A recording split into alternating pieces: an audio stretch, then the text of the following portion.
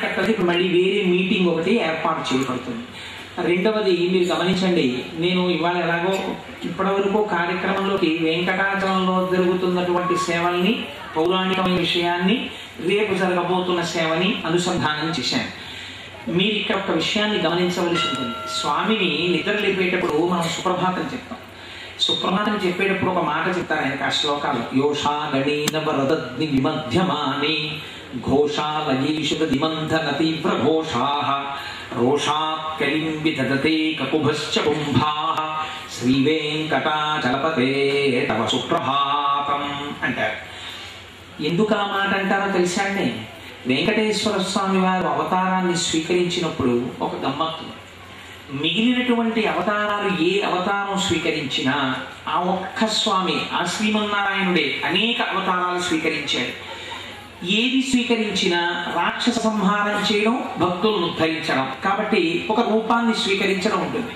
వేదోద్ధారణ, మందరాభరణ, పృథ్వీధర్మ నిర్మాణ, ప్రహ్లాదత్రాణ, బలిప్రతారణ, నృపాహంకార నిర్వాపన, వైదేహీరమణ, ధనంజయ జయ వ్యాపార పారీణ, క్షోణీ దివ్యకరుణ, తమోహర, తండ్రి వెంకటేశ ప్రభో అని పేరు ఆయనకి.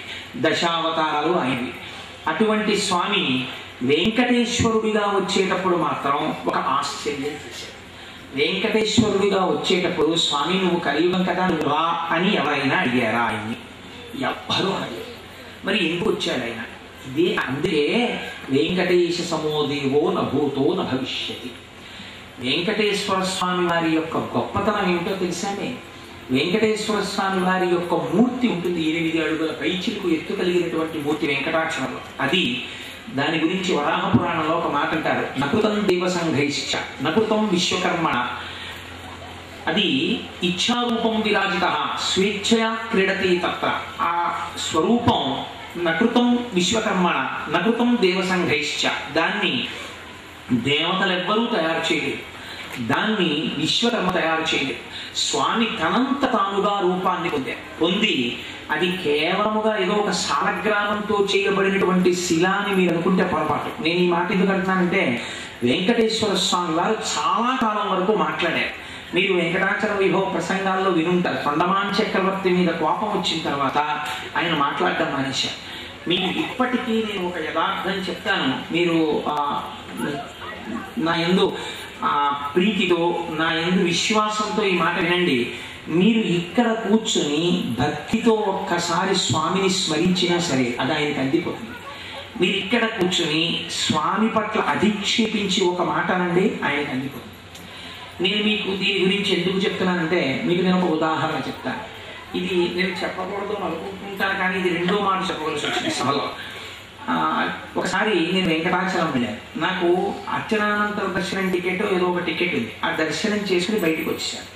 సాధారణంగా ఒకసారి దర్శనానికి వెళితే ఆ దర్శనంతో తృప్తి పొంది వచ్చేస్తాను. ఎందుకంటే నాలాంటి బిడ్డలు కొన్ని కోట్ల మంది ఉన్నారు స్వామికి, అందరూ చేయించుకోవాలనుకుంటారు కదా అని. ఆ రోజు ఎందుకో రేపటి రోజు కూడా ఇంకొక దర్శనం చేసుకుందాం అనిపించింది. రేపటి రోజు కూడా ఇంకొక దర్శనం చేసుకుందాం అంటే నా దగ్గర ఏం టికెట్ లేదు. కంకణం వేయించుకుందాం అంటే అదేదో 72 గంటల తర్వాత 80 గంటల తర్వాత టైం వేశారు. నాకు అన్నాళ్ళు ఉండడానికి మర్నాటికి రిజర్వేషన్ అయిపోయింది ట్రైన్కి. కాబట్టి విజయ బ్యాంక్ కౌంటర్స్ దగ్గరికి వెళ్ళి ఏదైనా ఒకవేళ టికెట్ దొరుకుతుందేమో చూద్దామని చెప్పి అలా వెళ్ళాను. వెళితే టీవీ స్క్రీన్ మీద పడుతున్నాయి. నా దగ్గర ఏం జేబులో అంతకంటే డబ్బు ఏం లేదు, ఏదో కొద్దిగా ఫ్యూ హండ్రెడ్స్ ఉన్నాయంతే. కాబట్టి స్క్రీన్ మీద చూస్తే అర్చనానంతర దర్శనం టికెట్ అయితే నేను కొనగలను, ఎందుకంటే ఏదో 100-200 ఉంటుంది కాబట్టి. నేను ఆ స్క్రీన్ మీద చూస్తే ఏవో ఇంకా 200 టికెట్లు 250 టికెట్లు ఉన్నాయి అని ఉంది. ఆ 250 టికెట్లు ఉంటే లైన్ వంక చూశాను, అది పెద్ద లైన్. అసలు 250 టికెట్లకి ఇంతమంది ఎందుకు నిల్చున్నారు అనుకున్నాను. మిగిలిన సేవలకు కూడా నిల్చున్నారేమోలే అనుకుని సో నాకు ఇంకా దర్శనం లభించదు ఈసారి, వచ్చేసారి మళ్ళీ దర్శనం అనుకుని. కానీ ఎందుకో నేను ఒక్కసారి దర్శనం చేసుకోవాలనుంది, కానీ నిన్ను దర్శించడం నా చేతిలో లేదు కదా. ఏదో అలా వెళ్ళిపోయి భానుగుడి జంక్షన్కి వెళ్ళినట్టుగా నేను ఇక్కడి నుంచి నీ గుడిలోకి నడిచి రావడానికి అవకాశం లేదు కదా. నువ్వు అనుగ్రహిస్తే నన్ను తెప్పించుకోగలవు నీ పాదాల దగ్గరికి. నాకు లేదు కోటేశ్వరం, ఈసారి నీకన్నా చాలా మంది భక్తులు ఎదురు చూస్తున్నారు, ఈసారి సరిపెట్టుకో అని నువ్వు అన్నావా, ఇక్కడి నుంచి ఈ శిఖరానికో నమస్కారం. ఏది చేసినా నీ ఇష్టం. కాబట్టి ఇదే నేను చేయగలిగిన ఆఖరి ప్రయత్నం. విజయ బ్యాంక్ దగ్గర నేను నిలబడ్డం అవసరం అనిపిస్తోంది. నేను బయలుదేరదాం అనుకుంటున్నాను అని ఆ శిఖరం వంక చూసి నమస్కారం చేయబోయాను. మీరు ఆశ్చర్యపోతారు, నేను ఈ ఆలోచన చేసే లోపల ఎక్కడి నుంచి వచ్చిందో తెలియదు, నల్లటి మబ్బోటి వచ్చింది ఆకాశంలో. వచ్చి ఆశ్చర్యకరంగా ఇంతంత వడగడ్డ పడ్డ మొదలెట్ట వడగళ్ళ దెబ్బలకి ఆ లైన్లో నుంచి ఉన్న వాళ్ళందరూ పారిపోయారు. నాకు ఉత్తర క్షణం ఏం ఆలోచన వచ్చిందంటే, లైన్లో ఉన్న వాళ్ళు కూడా బయట పిల్లలు ఉన్నారు, వాళ్ళు ఉన్నారని పరిగెత్తుకు వచ్చారు. నాకేం ఆలోచన వచ్చిందంటే, నువ్వు అధర్మం చేయట్లేదు, వాళ్ళు వెళ్ళిపోయారు, వెళ్ళిపోవచ్చు, వెళ్ళిపో. నేను వెళ్ళిపోయి నిలబడినటువంటి ఒక 6 నిమిషాలకో 5 నిమిషాలకో పెద్ద పెద్ద వడగళ్ళు ఇంత చిరు ఒకటి టకం అయిపోయింది.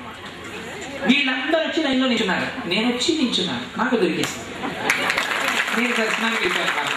అప్పుడు నేను అనుకున్నాను, ఓహో గరవించి తప్పి తీర్చు కాలమేఘమా వడిబాయక తిరిగే ప్రాణబంధుడా అనే స్వామి గురించి అన్నమాచార్య స్వామి వారి కీర్తన చేశారంటే ఉత్తినే చేయలేదురా, ఎంత దయాళురా ఈ స్వామి అనుకున్నాను.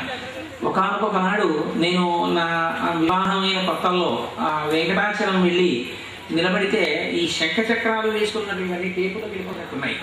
ఈ శంఖ చక్రాలు వేసుకున్నటువంటి ఉత్తరీయం వేసుకున్న వాళ్ళు కొంతమంది బయటకు వస్తుంటే నేను వాళ్ళని వెళ్ళి అడిగాను, ఏమంటే అలాంటి ఉత్తరీయం ఎక్కడ దొరుకుతుందండి అంటే, ఈ సేవా టికెట్ మీరు ఇస్తారండి. ఓ ఆ సేవా టికెట్ ఎంతండి అన్న, 5,000 రూపాయలండి.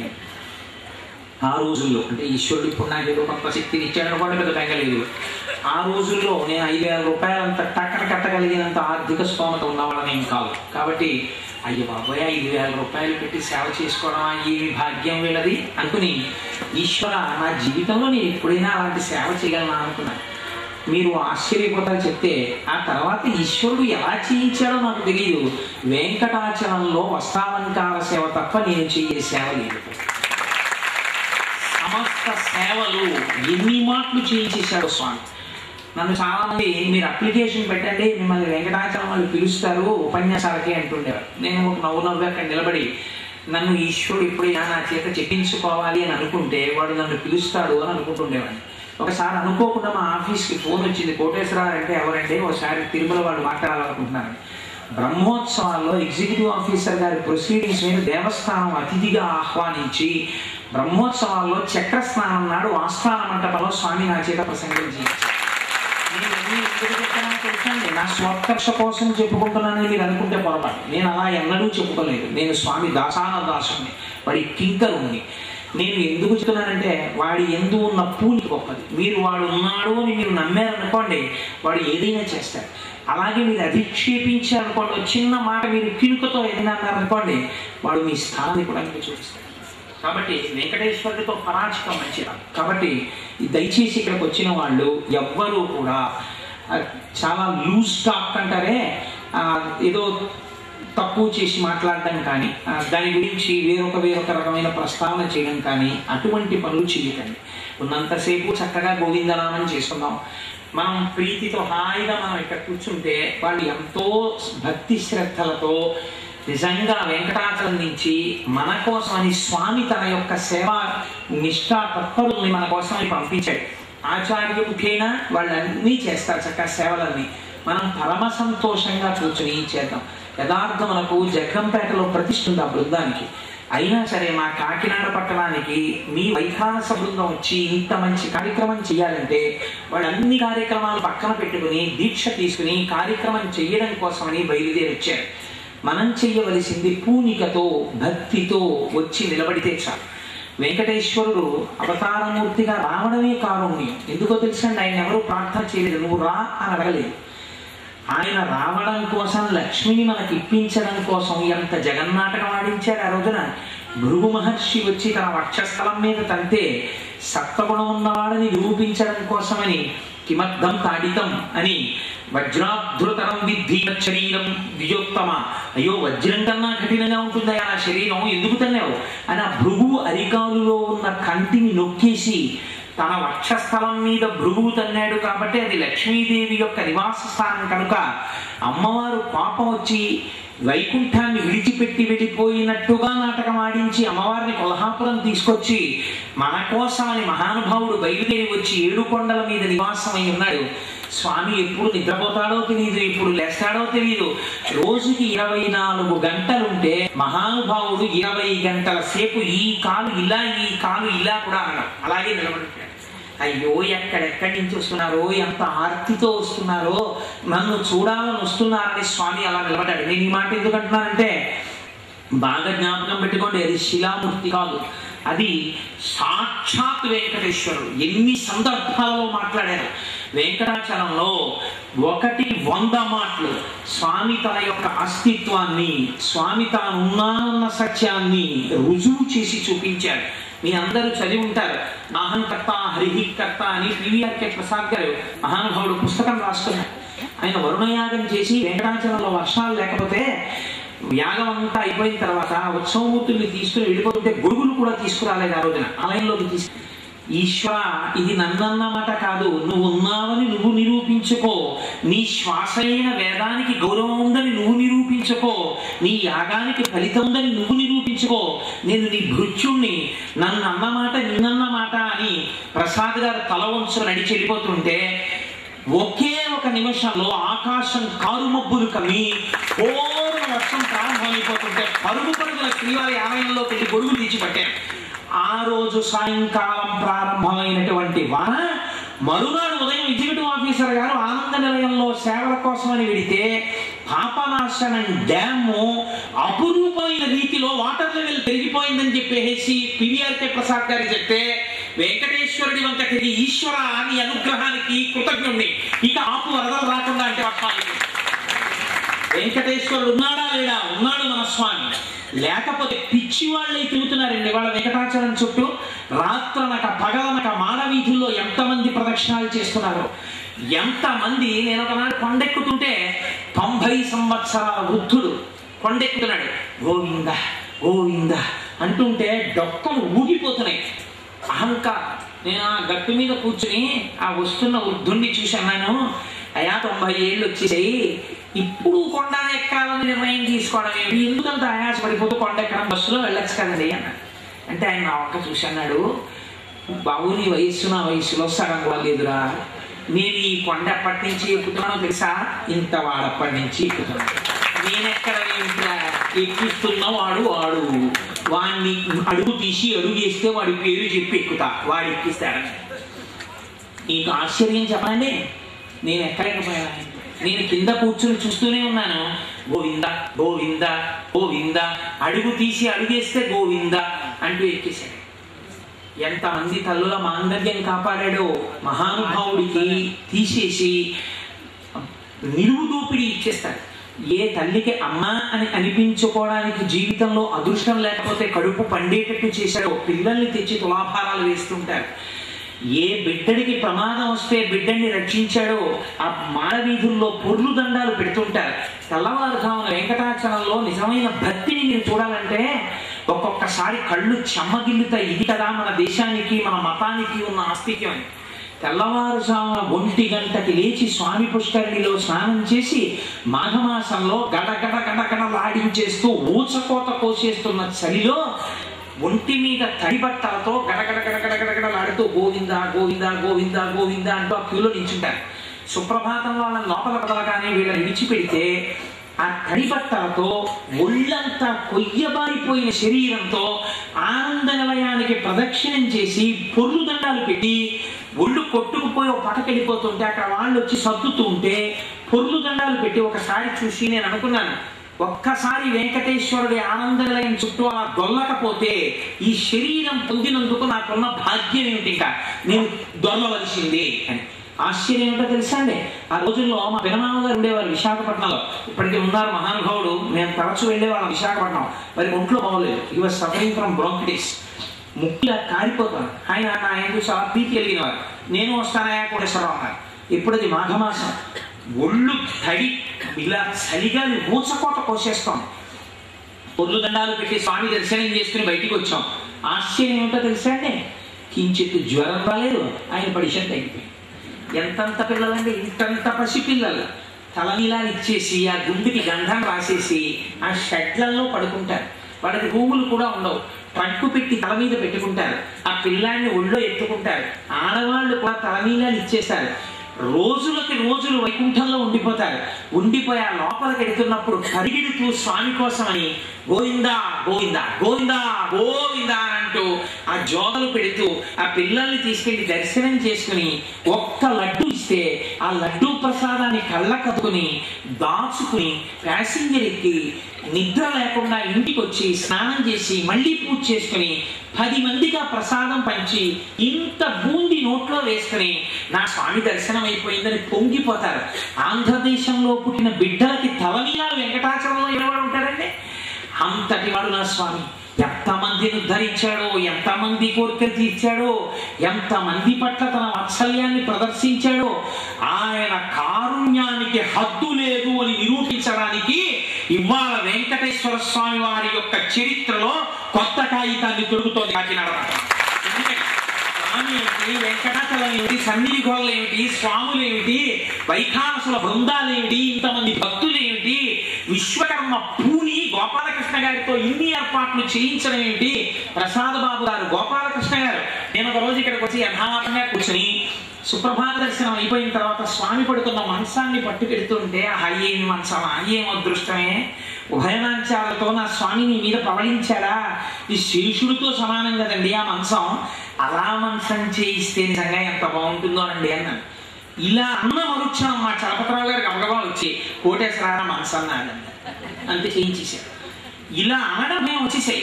ప్రసాద్ బాబు గారు ఎంత రూపకల్పన చేశారు. వీళ్ళందరిలో స్వామి ప్రవేశించాడండి. నాకు ఇవాళ సభ కనపట్టలేదు.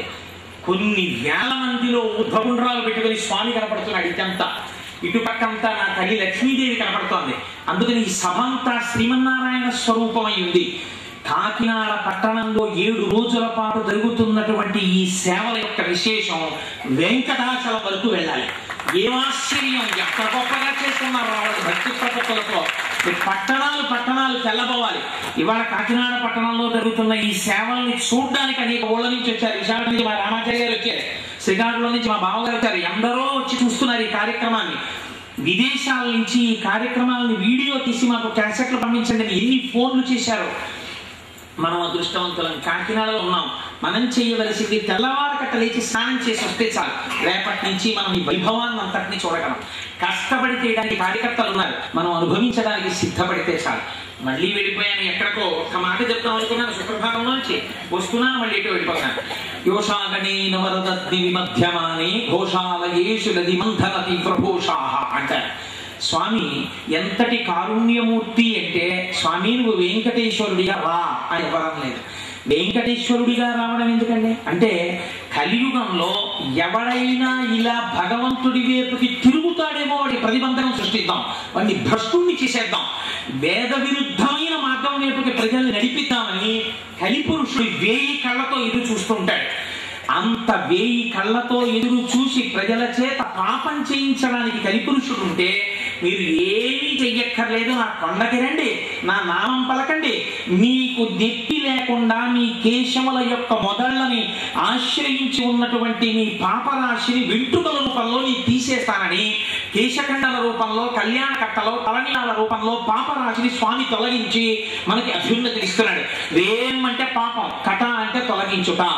వేం కటతే పాపం, వేం అంటే పాపము, కటతి తొలగించుట. అందుకని వేం కటతే పాపం, వేం కట అంటే పాపమును తొలగించుట. ఇది చేసేటటువంటి ఈశ్వరుడు నువ్వు ఎందుకు తొలగించావు అని ఎవరు ఆయన అడగలేదు. అటువంటి ఆయన ఆజ్ఞని ఎవరు ఉల్లంఘించలేరో,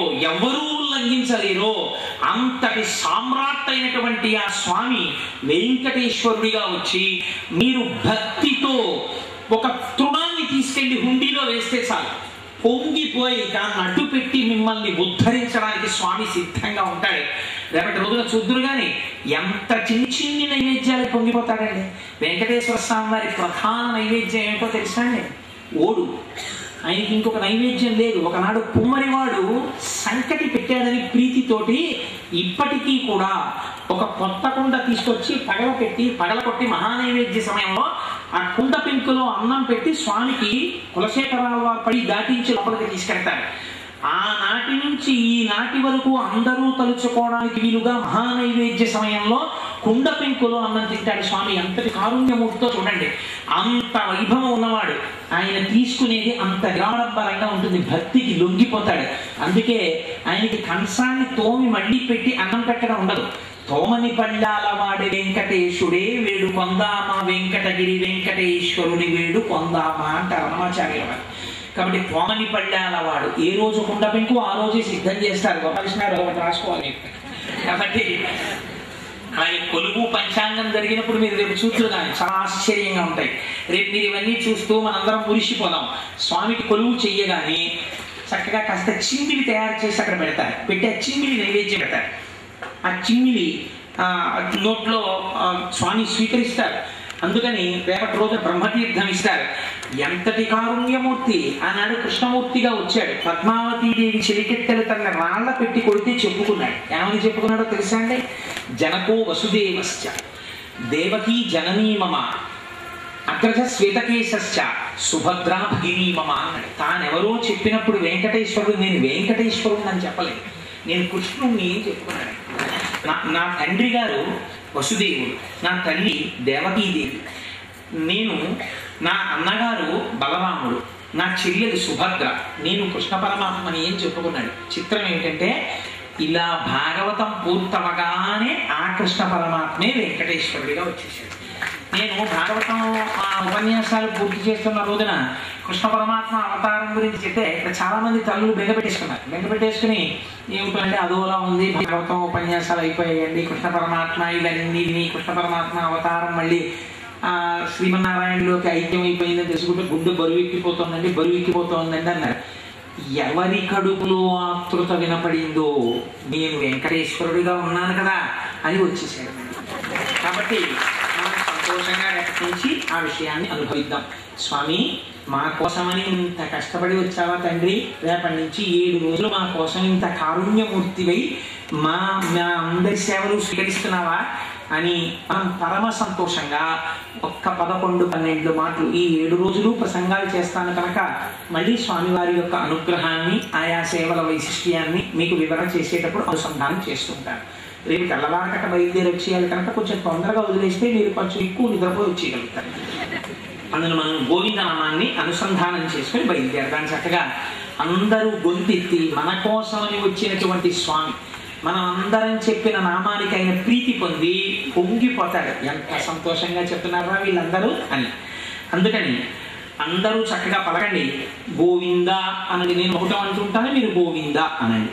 శ్రీ శ్రీనివాస శ్రీ వెంకటేశ భక్తవత్సల భాగవత ప్రియ నిత్య నిర్మల నీలమేఘశ్యామ పురాణ పురుష గోవింద హరి నవనీత చోర పశుపాలక శ్రీ దుష్ట సంహార పాప విమోచన దశరథ నందన గోపీజనలోల వామన భృగురమ బలరామానుజ అనాథ రక్షక ఆపద్బాంధవ శరణాగత వత్సల కరుణాసాగర గోవింద హరి వెంకటరమణ విరోధిమర్దన లక్ష్మణగ్రజ సహస్రనామ లక్ష్మీవల్లభ కస్తూరీ తిలక కాంచనాంబరధర గరుడవాహన వజ్రమకుటధర పురాణ పురుష శ్రీ శ్రీనివాస శ్రీ వెంకటేశ గోవింద హరి. బాగా జ్ఞాపకం పెట్టుకోండమ్మా. రేపు 4:30కి మనం వచ్చేస్తాం. ఆర్జిత సేవా టికెట్లు ఉన్నటువంటి 100 మంది దంపతులు కూడా ఆర్జిత సేవలకి మీకు ఇచ్చినటువంటి పాస్ తెచ్చుకోవడం మర్చిపోకండి. ఆ పాస్ను ఆధారం చేసుకుని మీకు ఉన్నటువంటి లాంజ్లోకి అడ్మిట్ చేస్తారు. మీకు ఏ సీరియల్ నెంబర్ అలాట్ చేస్తారో ఇక్కడ కార్యకర్తల నుండి చెప్తారు. ఆ సీరియల్ నెంబర్ దగ్గర కూర్చోండి. సేవలన్నిటిలోనూ ఈ 100 మంది ఆర్జిత సేవా గృహస్థ తాలూకా గోత్రనామాలు విజ్ఞాపన చేయబడతాయి. వీళ్ళకి ప్రత్యేక ప్రసాదాలు కూడా ఇవ్వబడతాయి. అందుకని ఈ 100 మంది ఆర్థిక సేవా గృహస్థాసు వచ్చేసి పంచ కట్టుకుని రండి. నాకు విని చాలా సంతోషించాను. ఈ 7 రోజులు చాలా మంది దీక్ష తీసుకుని దీక్షితులై కథ విని ఇక్కడ స్వామివారి సేవలు చూసి అదృష్టాన్ని పొందాలని చాలా మంది దీక్షలో ఉన్నారు అని తెలిసింది నాకు. పొంగిపోయాం, మీరు నిజంగా ఇంత భక్తిభావంతో ఉన్నారు, చాలా సంతోషం. అందుకని రేపు ఆ టికెట్ హోల్డర్స్ మాత్రం పాస్ తెచ్చుకుని రావాల్సిందిగా ప్రార్థన. మంగళాశాసపరైరాచార్య పురోగమై సర్వైష్టపూర్వైరాచార్యై సత్కృతాయాస్తు మంగళం. మంగళం కోసలేంద్రాయ మహనీయ గుణాత్మనే చక్రవర్తి తనూజాయ సర్వభౌమాయ మంగళం. ఉమాకాంతాయ కాంతాయ కామితార్థప్రదాయినే శ్రీగిరీశాయ దేవాయ మలినాథాయ మంగళం. కరచరణ కృతం వా కర్మ వాక్కాజం వా శ్రవణనైనజం వా మానసం వాపనాథం విహితం వా సర్వమేత్తక్షమస్వ. శివ శివ కరుణాబ్ధే శ్రీ మహాదేవ శంభో. సర్వం శ్రీ ఉమామహేశ్వర పరబ్రహ్మాత్మనస్తు. స్వస్తి. కార్యకర్తలుగా ఇతపూర్వంగా వహించిన వారు హాల్లోకి ఈరోజు ప్రసాదం చేస్తున్నారు శ్రీ అప్పలరాజు గారు, ఇంకో అజ్ఞాత భక్తుడు. తర్వాత గురువుగారు చెబుతూ ఆదిత్య సేవ టికెట్ హోల్డర్స్ అన్నారు.